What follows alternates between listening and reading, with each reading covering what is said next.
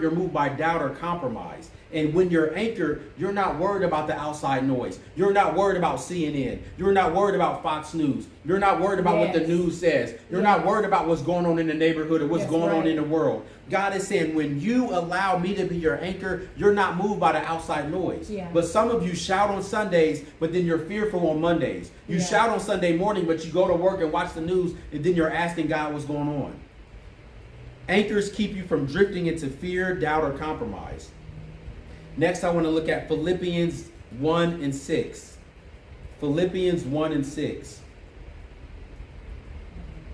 He who began a good work in you will carry it out unto completion.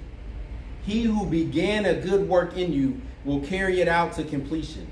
I strongly believe that some of us need to go back, revisit these scriptures, and begin to speak it. God, if you started something in me, you're going to carry it out into completion. You're not going to bring me here and allow me to be ran by my mental illness. You're not going to bring me here and allow me to be ran by what the world says, or ran by what the doctors say, or ran by what my body say. If you put a good work in me, you began a good work in me, you're going to carry it out into completion. And I'm even preaching to myself, because we got to get back to a place of confession.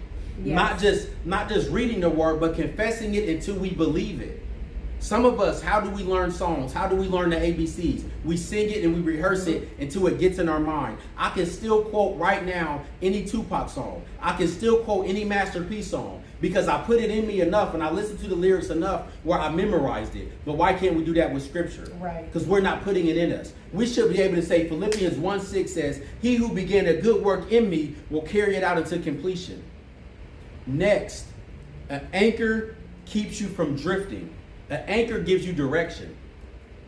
Without an anchor, you'll be pulled by currents. And God began to show me currents are the culture. Currents can be emotions. Currents can be people. What is your current? Without an anchor, you'll be pulled by currents.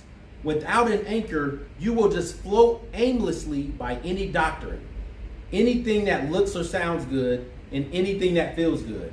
If you're not anchored in a church, if you're not anchored and submitted under somebody, you're going to be moved by every doctrine. You're going to be moved by everything that looks good and everything that sounds good. And they used to say back in the day, everything that glitter ain't gold. Every person who sounds good isn't good. Every person who can speak a good word or say something that sounds good isn't always good. The enemy knew the word. The devil knew the word. So without an anchor, you'll just flow aimlessly. Oh, I like this pastor over here. I like this church over here. I'm going to go to this conference over here. I'm going to pull from this person. I'm going to run over here. And you're never grounded and stable. Therefore, you're never growing.